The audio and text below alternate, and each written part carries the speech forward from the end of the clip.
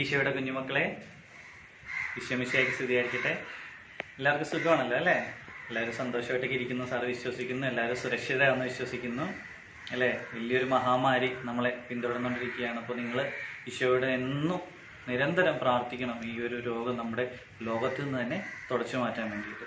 Okay, സാറിനെ പിന്നെ പരിചയപ്പെടുത്താം. എൻ്റെ പേര് ഗ്ലാഡ്സ്റ്റൺ എന്നാണ്. ഞാൻ കുമ്പളങ്ങി സാൻജോസ് ഇടവകയിൽ നിന്നാണ് വരുന്നത്. അപ്പം ഞാനാണ് നിങ്ങൾക്ക് 8ാമത്തെ ചാപ്റ്റർ എടുക്കുന്നത്, അത്ഭുതങ്ങളിൽ വിരിയുന്ന ദൈവരാജ്യം. അപ്പം നമുക്ക് പാഠം തുടങ്ങുന്നതിന് മുമ്പ് ഒരു ചെറിയ പ്രാർത്ഥനയോടെ നമുക്ക് ആരംഭിക്കാം. എല്ലാവരും കൈകൂട്ടി കണ്ണടച്ച് പിടിച്ച് പ്രാർത്ഥിക്കാം നമുക്ക് ഈശോയോട്. കാരുണ്യവാനായ യേശുനാഥ, അങ്ങയുടെ വചനം പ്രഘോഷിക്കുവാനായി ഈ ഒരു അവസരം ഒരുക്കി തന്നതിന് അങ്ങേക്ക് 1000 നന്ദി പറയുന്നു. അങ്ങയുടെ വചനത്തെ ഗ്രഹിക്കുവാൻ ഈ കുഞ്ഞുങ്ങളുടെ മാനസങ്ങളെ അങ്ങ് പവിത്രമാക്കണമേ. പരിശുദ്ധാത്മാവെ, അങ്ങയുടെ ജ്ഞാനത്താൽ ഇവരെ നിറയിക്കണമേ. പരിശുദ്ധ അമ്മേ, സകല വിശുദ്ധരെ ഇവർക്ക് വേണ്ടി പ്രാർത്ഥിക്കണമേ. ആമേൻ. മക്കളെ, നമുക്ക് തുടങ്ങാം. അപ്പോൾ നമ്മുടെ 8ാമത്തെ പാഠത്തിന്റെ പേരെന്താണ്? അത്ഭുതങ്ങളിൽ വിരിയുന്ന ദൈവരാജ്യം. ഒന്നുകൂടെ പറഞ്ഞേ, അത്ഭുതങ്ങളിൽ വിരിയുന്ന ദൈവരാജ്യം. അപ്പോൾ ദൈവരാജ്യം അല്ലേ, നമ്മൾ 6ാം പാഠത്തിലൊക്കെ പഠിച്ചു എന്താണ് ദൈവരാജ്യം എന്നുള്ളത്. എന്താണ് ദൈവരാജ്യം പറഞ്ഞേ എല്ലാവരും? ദൈവത്താൽ നയിക്കപ്പെടുന്ന അവസ്ഥയാണ് ദൈവരാജ്യം. അതായത് യേശു എന്തിനാണ് ഭൂമിയിലേക്ക് വന്നത്? ദൈവരാജ്യം ഭൂമിയിൽ സ്ഥാപിക്കാൻ വേണ്ടിയിട്ടാണ് യേശു വന്നത് അല്ലേ? ഓക്കെ, യേശുവിനെ 2 കാലഘട്ടമായിട്ട് തിരിച്ചിരിക്കുന്നത്. യേശുവിന്റെ രഹസ്യ ജീവിതമെന്നും യേശുവിന്റെ പരസ്യ ജീവിതം എന്ന് പറയുന്നത്. യേശുവിന്റെ 30 വയസ്സ് വരെയുള്ള കാലഘട്ടത്തെയാണ് നമ്മൾ യേശുവിന്റെ രഹസ്യ ജീവിതം എന്ന് പറയുന്നത്. അതിനുശേഷമാണ് 30 വയസ്സിന് ശേഷമാണ് യേശു തന്റെ പരസ്യ ജീവിതം ആരംഭിക്കുന്നത്. യേശു ആദ്യം സ്നാപക യോഹന്നാനിൽ നിന്ന് ജ്ഞാനസ്നാനം സ്വീകരിച്ചു. അതിനുശേഷം എന്ത് സംഭവിച്ചു? അതിനുശേഷം യേശു തന്റെ ശിഷ്യന്മാരെ തിരഞ്ഞെടുത്തിട്ട് പിന്നെ സമൂഹത്തിലേക്ക് തന്റെ ദൗത്യമായ വചന പ്രഘോഷണത്തിനായി, ദൈവരാജ്യ പ്രഘോഷണത്തിനായി സമൂഹത്തിലേക്ക് ഇറങ്ങുകയാണ്.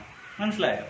ആ സമയത്ത് ദൈവരാജ്യ പ്രഘോഷണം അതായിരുന്നു യേശുവിന്റെ, അതിനു വേണ്ടിയിട്ടായിരുന്നു യേശു തന്റെ ശിഷ്യന്മാരെ തെരഞ്ഞെടുത്തത്. മനസ്സിലായോ?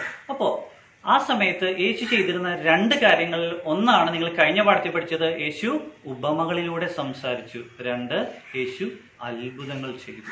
എന്തൊക്കെയാണ്? ഉപമകളിലൂടെ സംസാരിച്ചു, അത്ഭുതങ്ങൾ ചെയ്തു. എന്താ ചെയ്യണേ? ഉപമ എന്തിനാണ് യേശു ഉപമയിലൂടെ സംസാരിച്ചത്? ഉപമ എന്ന് പറഞ്ഞാൽ എന്താ? മറ്റൊന്നിനോട് സാദൃശ്യപ്പെടുത്തി പറയുന്നത് അല്ലേ? എന്താ പറയാ, അറിവുള്ളവനും അറിവില്ലാത്തവനും ഒരുപോലെ മനസ്സിലാവാൻ വേണ്ടിയിട്ടാണ് യേശു തന്റെ ഉപമകളിലൂടെ ദൈവരാജ്യത്തെ ജനങ്ങൾക്ക് വെളിപ്പെടുത്തി കൊടുത്തത്. മനസ്സിലായോ മക്കളെ? ശരി, അപ്പോൾ നമുക്ക് നമ്മുടെ പാഠത്തിലേക്ക് വരാം. അത്ഭുതങ്ങളിൽ വിരിയുന്ന ദൈവരാജ്യം, മിറാക്കിൾസ് അല്ലെ? അത്ഭുതങ്ങൾ. എന്താണ് അത്ഭുതങ്ങൾ എന്ന് പറഞ്ഞാൽ? നമ്മുടെ ഈ പ്രപഞ്ചവും മനുഷ്യരും ഒക്കെ എല്ലാം ഒരു അത്ഭുതങ്ങളാണ് അല്ലേ? അപ്പോൾ യേശു സൃഷ്ടിച്ച എല്ലാം ഒരു അത്ഭുതമാണ്. അതുകൂടാതെ നമ്മുടെ ലോകത്തൊരു 7 അത്ഭുതങ്ങൾ വേറെയുണ്ട്. അപ്പൊ ഞാൻ സാറ് ചോദിക്കുകയാണ്, എന്താണ് ഈ അത്ഭുതങ്ങൾ? എന്താണ് അത്ഭുതങ്ങൾ എന്ന് പറഞ്ഞാൽ എന്താണ്?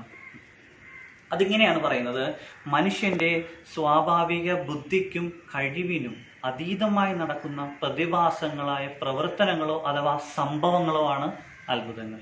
അതായത് മനുഷ്യന്റെ കഴിവിന്, മനുഷ്യന് സാധിക്കാതെ ദൈവത്താൽ മാത്രം സാധിക്കുന്ന ചില സംഭവങ്ങളാണ് നമ്മൾ അത്ഭുതങ്ങൾ എന്ന് പറയുന്നത്. മനസ്സിലായോ?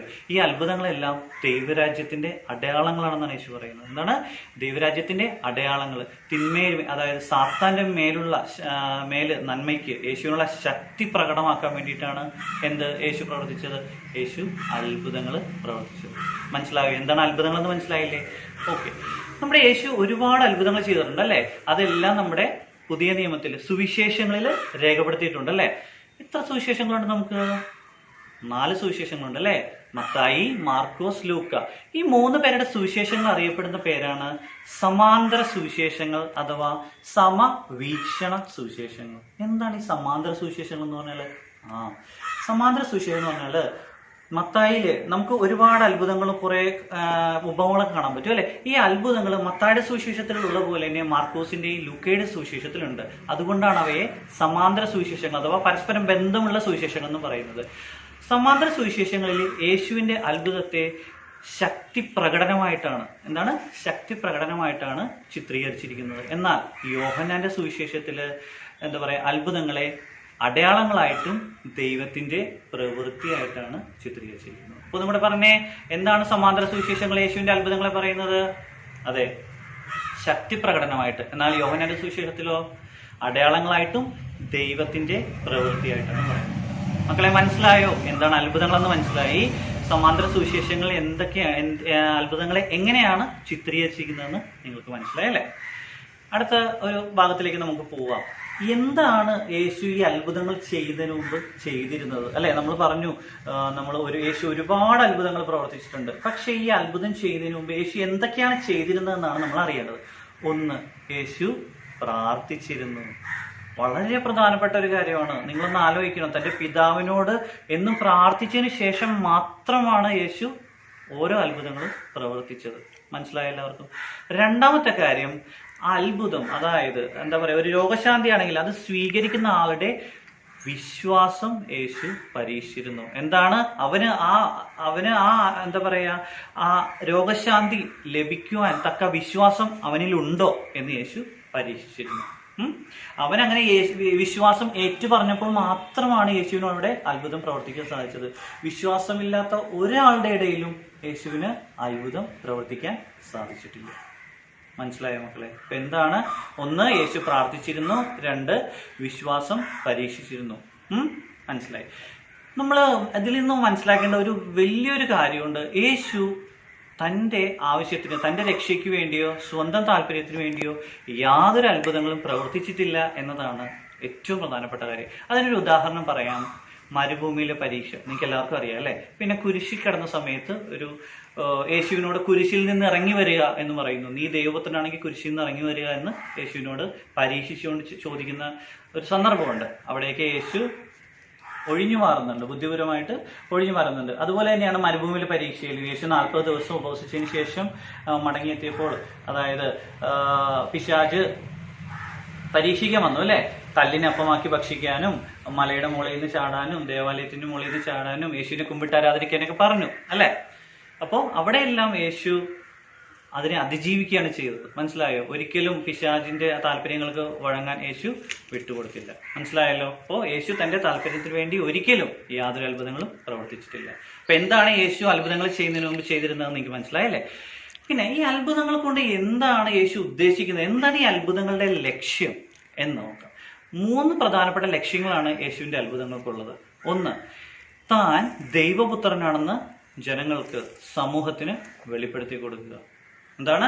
താൻ ദൈവപുത്രനാണെന്ന് വെളിപ്പെടുത്തി കൊടുക്കുക. അല്ലാതെ യേശു ശക്തി കാണിക്കാനും എന്താ പറയാ, അതിനൊന്നും വേണ്ടിയിട്ടല്ല യേശു ചെയ്തത്. ജനങ്ങൾക്കിടയിൽ ഒരു വിശ്വാസം ഉണ്ടാക്കാനും താൻ ദൈവത്തിൽ നിന്നുള്ളവനാണ്, തന്റെ ദൈവത്തിന്റെ സ്വന്തം പുത്രനാണെന്ന് സമൂഹത്തെ ബോധ്യപ്പെടുത്താനും വേണ്ടിയിട്ടാണ് യേശു അത്ഭുതങ്ങൾ പ്രവർത്തിച്ചത്.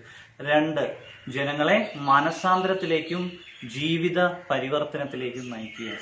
എന്താ മക്കളെ ഈ മാനസാന്തരവും ജീവിത പരിവർത്തനം എന്ന് പറഞ്ഞാൽ? അതെ, ഇപ്പോ നമുക്കറിയാലേ, നമ്മൾ ഒരുപാട് രോഗികളെ യേശു സൗഖ്യപ്പെടുത്തിയിട്ടുണ്ട്. അപ്പോൾ അവരുടെ ജീവിതത്തിൽ മാറ്റം വന്നു, അവരുടെ ജീവിതത്തിലേക്ക് യേശു കടന്നു വന്നു. യേശുവിന്റെ സാന്നിധ്യം, യേശുവിന്റെ ചൈതന്യം എല്ലാം കൊണ്ട് അല്ലെ, സക്കേവൂസ് യേശുവിനെ കണ്ടപ്പോൾ അവന്റെ ജീവിതത്തിന് മാറ്റം സംഭവിച്ചു. അതുപോലെ ഓരോ ആൾക്കാരെയും അവരുടെ മാനസാന്തരത്തിനും അവരുടെ ജീവിതത്തിലും മാറ്റം വരുത്തുന്നതിനും യേശുവിൽ വിശ്വസിക്കുന്നതിനും വേണ്ടിയിട്ടാണ് യേശു അത്ഭുതങ്ങൾ ചെയ്തത്. അടുത്തത്, ദൈവരാജ്യ പ്രഘോഷണത്തിന് മനുഷ്യരെ ഒരുക്കുക. എന്താണ്?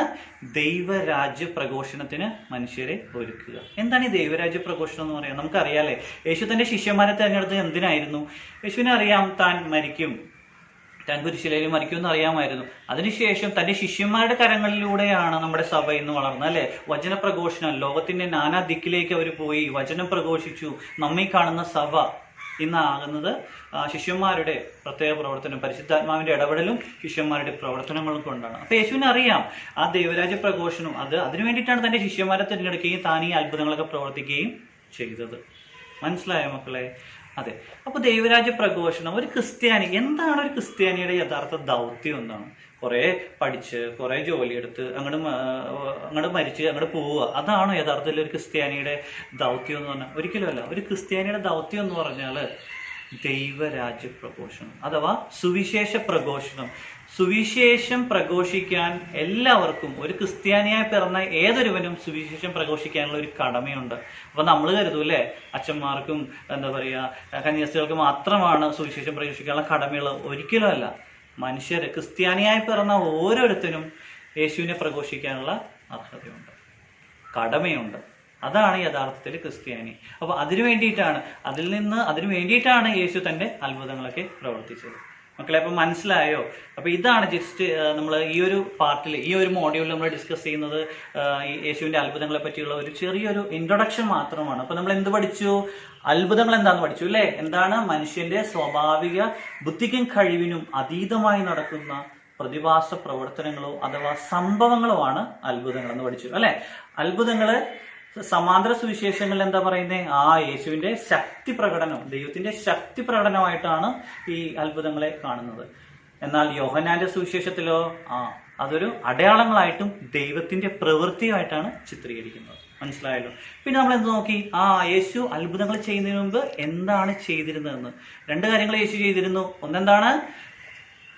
യേശു പ്രാർത്ഥിച്ചിരുന്നു അല്ലെ? പിതാവിനോട് പ്രാർത്ഥിച്ചിരുന്നു. 2, ജനങ്ങളുടെ വിശ്വാസം, അത്ഭുതം സ്വീകരിക്കുന്നവന്റെ വിശ്വാസം പരീക്ഷിച്ചിരുന്നു. വിശ്വസിച്ചാൽ നീ ദൈവമഹത്വം ദർശിക്കുമെന്നാണ് കർത്താവ് പറയുന്നത് അല്ലെ? വിശ്വസിക്കുന്നിടത്ത് യേശുവിന് അത്ഭുതങ്ങൾ പ്രവർത്തിക്കാൻ സാധിച്ചിട്ടുണ്ട്.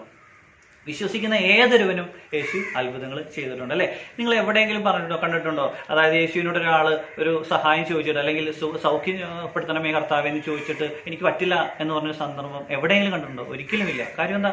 യേശുവിന് തന്റെ സമൂഹത്തോടുള്ള കരുണയും സ്നേഹവും കരുതലുമാണ് യേശു ചെയ്ത അത്ഭുതങ്ങൾ അല്ലെ? അപ്പോ ആ വിശ്വാസം പരീക്ഷിച്ചിരുന്നു അല്ലെ? പിന്നെ യേശു തന്റെ സ്വയരക്ഷയ്ക്കോ സ്വന്തം കാര്യത്തിനോ വേണ്ടി യാതൊരു അത്ഭുതങ്ങളും പ്രവർത്തിച്ചിട്ടില്ല എന്നതാണ് വളരെ ശ്രദ്ധിക്കേണ്ട ഒരു കാര്യം. അതിനൊരു ഉദാഹരണം എന്താണ്? മരുഭൂമിയിലെ പരീക്ഷ, കുരിശിൽ കിടന്നപ്പോൾ കുരിശിൽ നിന്ന് ഇറങ്ങി വരാൻ പറഞ്ഞ ആ സംഭവങ്ങൾ. അടുത്തത് എന്താണ് നമ്മൾ പഠിച്ചത്? എന്താണ് അത്ഭുതങ്ങളുടെ ലക്ഷ്യം എന്നുള്ളത്. എന്താണ് അത്ഭുതങ്ങളുടെ ലക്ഷ്യം? 1, യേശു ദൈവപുത്രനാണെന്ന് ലോകത്തിന് വെളിപ്പെടുത്തി കൊടുക്കുക. 2, ജനങ്ങളെ മാനസാന്തരത്തിലേക്കും ജീവിത പരിവർത്തനത്തിലേക്കും നയിക്കുക. 3, എന്താണ്? ദൈവരാജ്യ പ്രഘോഷണത്തിന്, അതായത് വചന പ്രഘോഷണത്തിന് മനുഷ്യരെ ഒരുക്കുക. മനസ്സിലായോ മക്കളെ? അപ്പോൾ ഇത്ര ക്ലാസ് എടുത്ത് മനസ്സിലായല്ലോ. നമ്മൾ ഓരോ പാഠങ്ങൾ കാറ്റഗിസം പഠിക്കുന്നതുകൊണ്ട് എന്താണ് നമ്മൾ ഉദ്ദേശിക്കുന്നത്? കുറെ പഠിച്ചിട്ട് അങ്ങോട്ട് പോയാൽ മതിയോ? ഇല്ല. ചില കാര്യങ്ങൾ യേശു കുറെ സന്ദേശം നമുക്ക് യേശു തരാൻ ഉദ്ദേശിക്കുന്നുണ്ട്. ഈ പാഠത്തിൽ അത്ഭുതങ്ങൾ എന്ന ദൈവരാജ്യത്തിൽ ഏറ്റവും പ്രധാനമായി ചൂണ്ടിക്കാട്ടേണ്ട ഒരു കാര്യമാണ് വിശ്വാസം എന്നുള്ളത്. എന്താ നിങ്ങൾക്ക് അറിയാമല്ലോ വിശ്വാസം എന്താണ്? അതെ, കാണപ്പെടാത്തവ ഉണ്ടെന്നുള്ള ബോധ്യവും പ്രത്യാശിക്കുന്നവ ലഭിക്കുമെന്നുള്ള ഉറപ്പുമാണ് വിശ്വാസം അല്ലെ? ഒരു ക്രിസ്ത്യാനിക്ക് ഏറ്റവും വേണ്ട പ്രധാനമായ ഒരു കാര്യമാണ് വിശ്വാസം. വിശ്വാസം ഇല്ലാതെ പ്രാർത്ഥിച്ചിട്ട് വല്ല കാര്യമുണ്ട്? ഒരിക്കലും ഇല്ല. മനസ്സിലായോ? അപ്പോ വിശ്വാസത്തിൽ ദൃഢപ്പെട്ടവരാവുക. കർത്താവെ, എപ്പോഴും നിങ്ങൾ പ്രാർത്ഥിക്കേണ്ട ഒരു കാര്യം എന്താ? കർത്താവെ, ഞങ്ങളുടെ വിശ്വാസം വർദ്ധിപ്പിക്കണേ കർത്താവെ. അങ്ങനെ നിന്ന് ഒരിക്കലും വേർപെട്ടു പോകാൻ കുഞ്ഞുമക്കളായി ഞങ്ങൾ അനുവദിക്കരുതേ കർത്താവെ. അങ്ങയുടെ സ്നേഹത്താൽ ഞങ്ങളെ നിറയ്ക്കണമേ കർത്താവെ എന്നൊക്കെ നിങ്ങൾ എന്നും പ്രാർത്ഥിക്കണം. 1 മാസത്തിലൊക്കെ അമ്മയോട് എല്ലാവരും പ്രാർത്ഥിച്ചു എന്ന് സാർ വിചാരിക്കുന്നു. അപ്പോൾ മാതാവിനോടൊക്കെ പ്രത്യേകിച്ച് മാധ്യസ്ഥം വഹിച്ച് നമ്മൾ പ്രാർത്ഥിക്കണം കേട്ടോ മക്കളെ. അപ്പൊ നല്ല മക്കളായിട്ട് ഇരിക്കണം. നമ്മൾ അറിയാം, നമ്മളൊരു പ്രത്യേക സാഹചര്യത്തിലൂടെയാണ് കടന്നു പോകുന്നത് കേട്ടോ. അപ്പൊ ഇങ്ങനെയൊക്കെയാണ് നമുക്ക് യേശുവിനെ നിങ്ങൾക്ക് പകർന്നു തരാൻ സാധിക്കുകയുള്ളൂ. അപ്പൊ നിങ്ങൾ അതിന്റെ അർത്ഥവും ആഴവും ഉൾക്കൊണ്ടുകൊണ്ട് ജീവിക്കാൻ ശ്രദ്ധിക്കണം. എന്നും കുടുംബ പ്രാർത്ഥന ചെല്ലണം. പറ്റുന്നവർ, സാധിക്കുന്നവരൊക്കെ ദിവ്യബലിയിൽ പങ്കെടുക്കണം കേട്ടോ.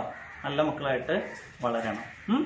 അപ്പോൾ നമുക്ക് അടുത്ത മോഡ്യൂളിലൂടെ കണ്ടുമുട്ടാം. ഓക്കെ. അപ്പോൾ സാർ പറഞ്ഞ കാര്യങ്ങളൊക്കെ എല്ലാവർക്കും മനസ്സിലായി എന്ന് സാർ വിശ്വസിക്കുന്നു. എൻ്റെ കുഞ്ഞുമക്കളെ ഈശോ ഒരുപാട് അനുഗ്രഹിക്കട്ടെ. ആമേൻ. പിതാവിൻ്റെയും പുത്രൻ്റെയും പരിശുദ്ധാത്മാവിൻ്റെയും നാമത്തിൽ ആമേൻ.